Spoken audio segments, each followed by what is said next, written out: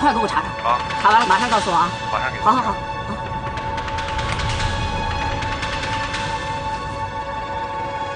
小何，打第3个好。回家。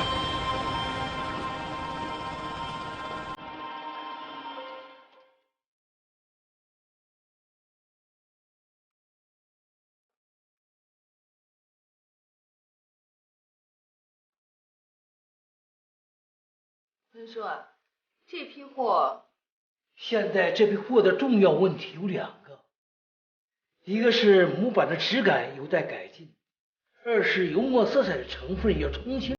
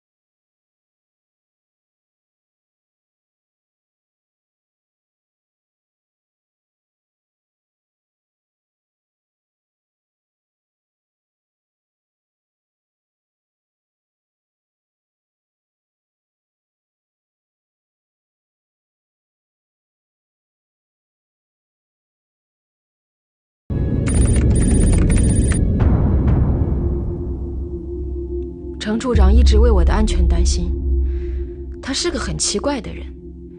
也许是那个受伤退伍的女特警让他太过于内疚了，他似乎超乎常规地管我了。但我知道他在期待我可以在宝龙公司的走私案后面有更多的收获。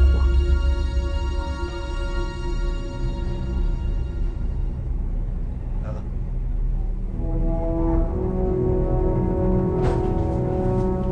你迟到了，有危险吗？可以应付，但是今天晚上周美玲要见我，她怀疑我了。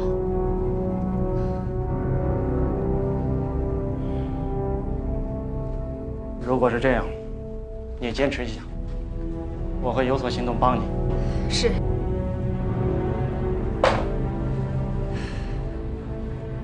昨天晚上是怎么回事？货都是电子元件，而且是从正规渠道来的，你拿自己的生命在赌博。我知道，处长，我没把事情弄清楚，太急于求成了。我请求任务完成以后一并处分。处分？等到你挨处分的时候，可能就没你这个人了。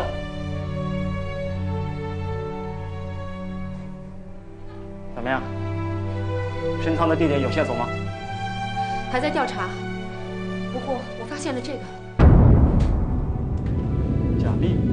对，我可以证实，宝龙公司就是假币案件的中转枢纽。怎么证实？今天上午，宝龙公司要海运一批货，有好几个出海口，但是都失败了。这批货就是藏在红酒箱里的假币。你怎么知道的？我藏在货运箱里了。你说什么？如果这样你就危险了，马上回去，把重点放在深藏的地点上，假币的事情不要你多管。我反对，处长，我相信我正处在最有利、最便捷的位置上，我请求给予配合。把到手的线索扔掉，很难受是吗？你不服从，我撤掉你。处长，我是当地人，现在全城正在艰难地度过每一天，他们在等待我们，我有权利行使一个警察的职责。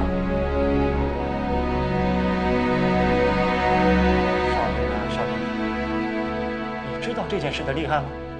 你不知道，我告。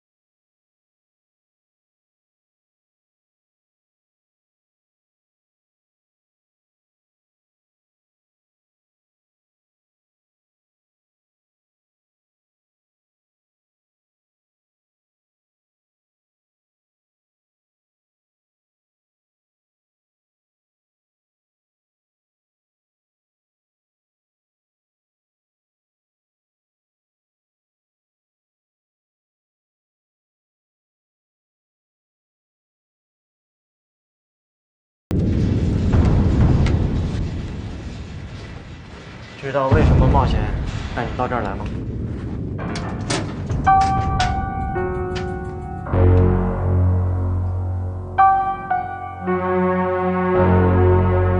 这是3000万假币，流散在这个城市里还有7000万。为了这笔巨款，很多人可以杀人，甚至自己的家人。目前死在这个案子上的人已经有10几个。你说的那个香港人已经证明失踪，很可能已经死了。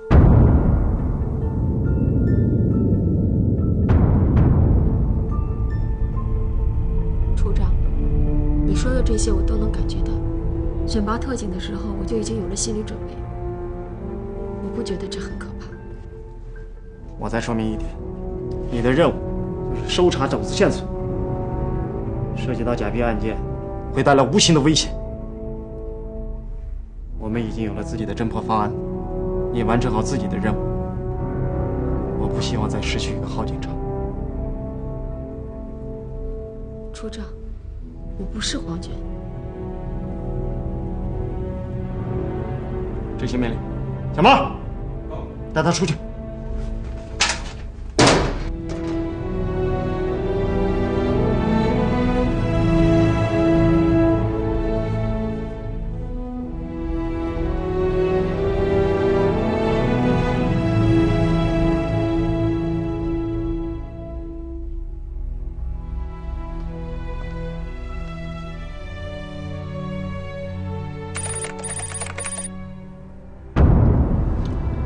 大姐要是知道了，她又要支新招。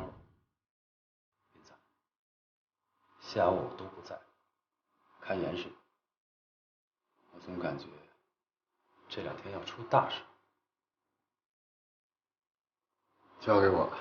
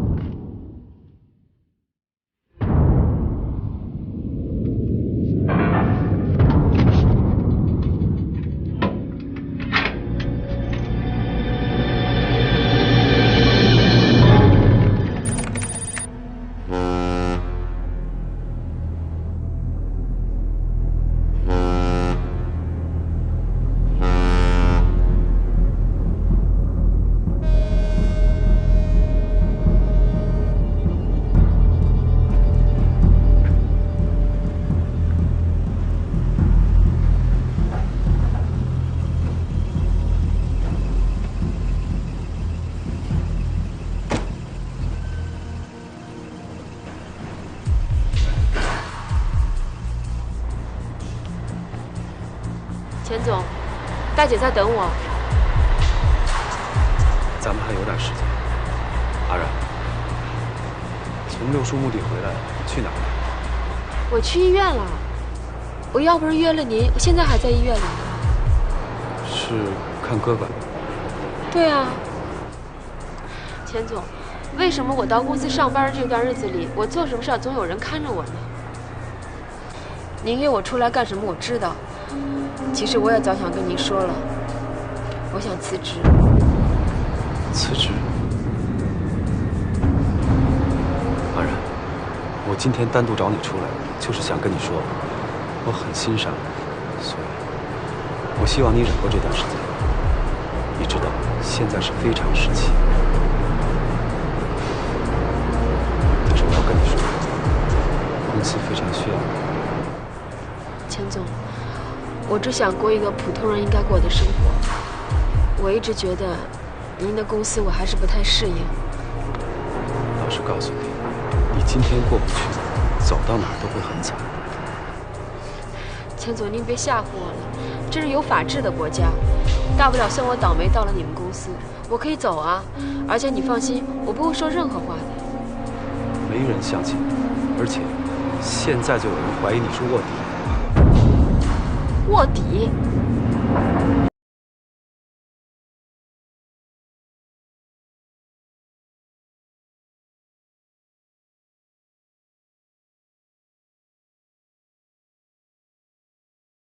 我想见大姐之前，我再去趟医院行吗？